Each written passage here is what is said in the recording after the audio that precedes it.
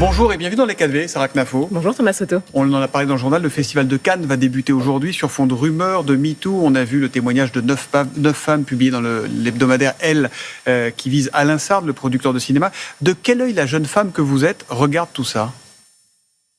Je suis effarée. D'abord, je suis effarée de voir que ce festival de Cannes, qui était la vitrine de la France, notre fierté depuis l'après-guerre, est aujourd'hui pris dans une sorte de tenaille idéologique, d'abord en amont avec une sélection et un palmarès de plus en plus politisé, et ensuite aujourd'hui en aval avec ces rumeurs de scandale, parce qu'on n'a pas encore de faits concrets, des rumeurs de scandale qui, j'ai l'impression, visent à faire de ce jury du Festival de Cannes un jury de cour d'assises.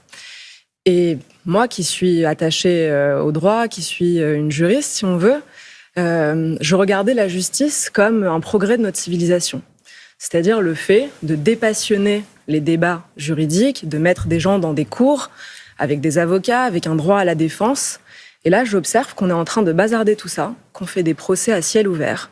Et vous ne prenez pas en compte la parole de ces femmes ? Bien sûr, je prends en compte la parole de ces femmes, mais je prends aussi en compte le progrès de la civilisation que doit être la justice, c'est-à-dire dépassionner les débats. Moi, typiquement, je ne suis pas habilitée à rendre la justice sur votre plateau, pas habilité à statuer sur le fondement de rumeurs. Peut-être que si j'avais des faits, je me ferais... C'est pas ce que je vous demandais. Je voudrais quelle perception sociétale vous aviez de tout ça. Moi, je ne peux pas avoir d'intimes convictions quand je n'ai pas de faits, et je ne peux que regretter qu'on salisse parfois des réputations avec des procès médiatiques qui mettent la pression aux juges et qui salissent des hommes. Est-ce que le MeToo en politique, ça existe ? Est-ce que vous y avez été confronté, vous ? Je n'y ai jamais été confrontée. Jamais. Sarah Knafo, vous avez forcément vu cette photo de Valérie Ayé, la candidate de la majorité, posant avec des militants d'ultra-droite. L'un d'entre eux portait une tenue avec des inscriptions racistes. Elle affirme avoir été piégée et qu'en partant, des individus auraient dit « maintenant, on va les tracter pour Marion », comprendre Marion Maréchal. On en est là aujourd'hui dans la classe politique française. Je vois que ça vous fait sourire. Et vous la croyez ? Je ne sais pas. Vous ne la croyez pas ? Manifestement non, elle pose avec ces individus et ensuite elle invente quelqu'un pour salir autrui. Je ne la crois absolument pas. Vous ne la croyez pas. En tout cas, ce ne sont pas des gens qui font partie de l'équipe de Marion Maréchal ? Absolument pas, non. Absolument pas. Pendant que vous faites campagne, certains veulent débattre. Il y aura le match Gabriel Attal-Jordan Bardella, ça sera le 23 mai sur France 2, et Emmanuel Macron qui n'exclut pas un débat avec Marine Le Pen. Est-ce que vous le souhaitez ? Est-ce que vous le comprendriez, vous, ce débat ? Absolument pas. Je crois que ça fait 7 ans que la France est enfermée dans le tango entre la Macronie et le Rassemblement national. Je pense que ce duel est en train de se transformer en réalité en duo et n'a jamais servi les intérêts d'un seul Français. Donc on a eu Attal-Bardella. En duo, ça veut dire quoi ? Qu'il y a une complicité entre eux pour vous ? À chaque fois que l'un est en difficulté, il fait appel à l'autre, soit pour remonter dans les sondages, soit pour retrouver un peu de visibilité. En tout cas, oui, c'est ce que j'observe. Mais j'observe que ça fait maintenant 7 ans qu'on est enfermé. Mais la complicité entre Emmanuel Macron et Marine Le Pen, elle n'est pas complètement évidente à percevoir. C'est une complicité objective. Regardez, manifestement, Emmanuel Macron considère que Valérie Ayé est en difficulté. Que fait-il ? Il envoie Attal débattre avec Bardella et il propose de débattre avec Marine Le Pen. Je pense que ce duo n'est plus du tout ce dont on a besoin pour la France. Je crois que Jordan Bardella, d'ailleurs, propose en réalité une fausse victoire aux Français. Il leur propose une victoire sur la Macronie qui n'aboutira à rien. En 2014, le Rassemblement national a déjà gagné les élections européennes, il n'en a rien fait. En 2019, il a déjà gagné les élections européennes contre Emmanuel Macron, justement, ils n'en ont rien fait non plus. Ça fait maintenant 10 ans... On sait que c'est plutôt au niveau national que ça se passe, au niveau de la présidentielle, quand on veut changer les choses. Jusqu'à preuve du contraire, le Rassemblement national n'a pas la majorité au Parlement européen avec ses alliés. Vous prêchez une convaincue. C'est pour ça que je vous dis que Jordan Bardella propose en réalité une fausse victoire. Et moi, je ne veux pas que les Français se réveillent le 10 juin en étant déçus et en se disant « Monsieur Bardella nous a menti, c'était truqué ». Je pense que ça fait du mal à la démocratie. Pourquoi je vous dis ça ? Ça fait 10 ans que le Rassemblement national a 24 députés européens. Est-ce qu'on peut sérieusement penser qu'avec 4 ou 5 députés en plus, quelque chose va changer ? Rien n'a changé. Moi, ce que je veux dire, c'est qu'aujourd'hui... Donc c'est pas la peine d'aller voter, en fait, ni pour eux, ni pour les autres. Justement. Je pense qu'aujourd'hui, la France n'a plus le luxe de se payer des victoires qui ne servent à rien.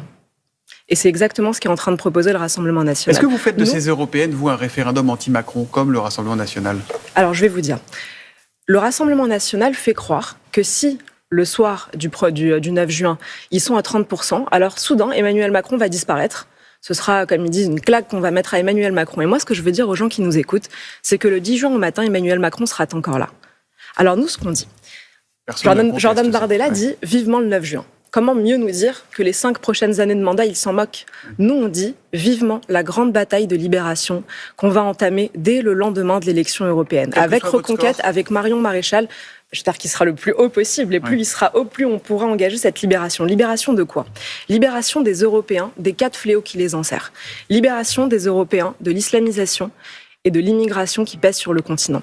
Libération des nations européennes, de la technocratie bruxelloise, libération de l'économie européenne, du carcan réglementaire et des gabegies bruxelloises, et enfin libération des Européens de la propagande woke, trop souvent soutenue et financée par la Commission européenne. Alors, ça sonne comme un tract électoral, certes, mais pour l'instant, vous êtes entre 6 et 8%.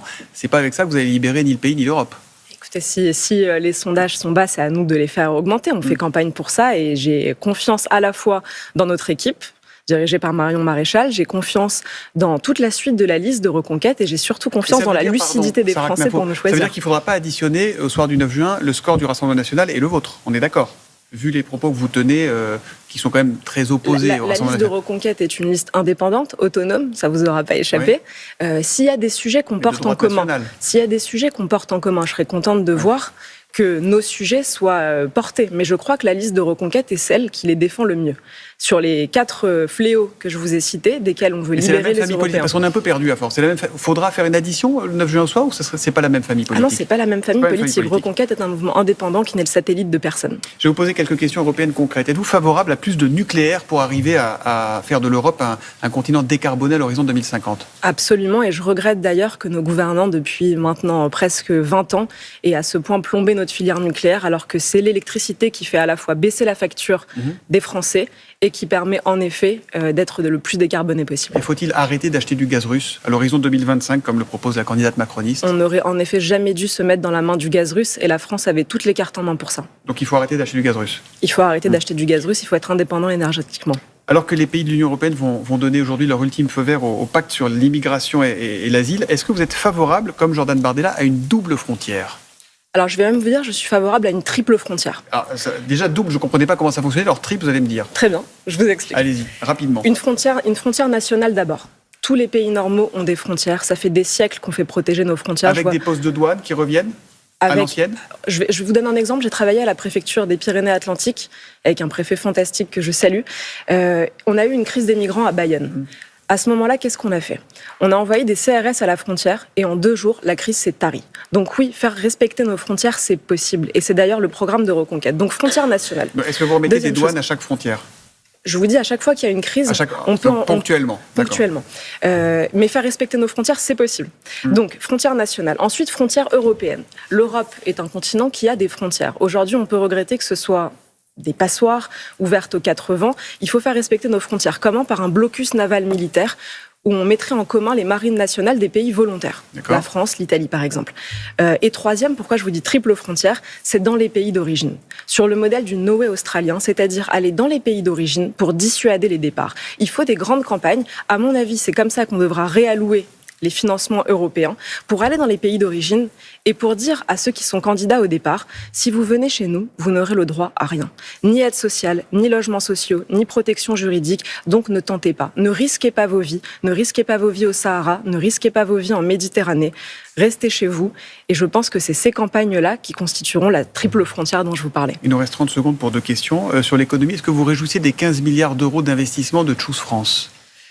En 15 secondes, ça va être difficile, mais je vous dirais que pour Choose France, en réalité, comment est-ce qu'on a attiré ces investissements? On les a attirés par des subventions de millions d'euros qui visaient justement à passer outre notre fiscalité absolument délirante et notre coût du travail aberrant. C'est le prix d'une réindustrialisation. J'y viens. On les a attirés par des exemptions de normes et par des accélérations de délais. En gros, le programme de Reconquête, mais pour seulement 10 sites industriels, alors que c'est toute notre économie qui en aurait besoin, de l'épicier au boulanger en passant par l'agriculteur. Donc vous dites c'est un bon début, mais c'est pas suffisant, c'est ça, il faut l'élargir. C'est toute l'économie française qui devrait en bénéficier et pas seulement de riches investisseurs étrangers, pendant qu'au même moment, nos industriels français continuent de délocaliser et d'investir à l'étranger, justement parce qu'ils n'ont pas les incitations pour le faire en France. Et si je puis me permettre une formule, je dirais que ce n'est pas de Choose France dont on a besoin, mais de Free France, pour parler comme eux. Il faut libérer l'investissement français, il faut recréer un modèle capitalistique à la française pour que l'épargne des Français puisse se diriger vers l'investissement productif et non pas uniquement vers la dette comme on le fait aujourd'hui. Dernière question, on est un peu perdu. C'est qui le patron ou la patronne de la liste chez vous pour les européennes? C'est une liste qui est dirigée par Marion Maréchal, et Marion Maréchal n'est pas seule parce que nous sommes 80 à pousser derrière elle. Éric Zemmour parlait de Marion Maréchal, on a un peu l'impression d'un président de club de foot qui redonne sa confiance à l'entraîneur avant de la virer 3 semaines plus tard. C'est pas le programme? Ah, absolument pas. Je ne sais pas du tout ce qui peut vous faire dire ça. Au contraire, Éric Zemmour est le seul chef de parti à être engagé à ce point auprès de sa tête de liste, alors que tous les autres, on peut citer notamment Éric Ciotti, des abonnés absents. Pour les autres combats. Je l'espère bien sûr. Elle va être une députée européenne excellente et j'espère que les Français vont lui faire confiance le 9 juin. Donc je redis, pour le peu de temps qu'il me reste, votez Marion Maréchal le 9 juin pour libérer les Européens des 4 fléaux que je vous ai cités. Sarah Knafo de Nouvelle-Académie, bonne journée à vous. Aujourd'hui, dans notre beau pays, notre drapeau, le drapeau français, est insulté et brûlé tous les jours. La haine contre cet emblème ne fait qu'augmenter. Et vous, avez-vous ce drapeau chez vous? Est-ce que vous le portez haut et fier? Si ce n'est pas le cas, achetez-le dès maintenant sur notre site. Le lien est dans la description. Merci. Montrons-leur que nous ne baissons pas les bras et que nous sommes fiers d'être français. Vive la France!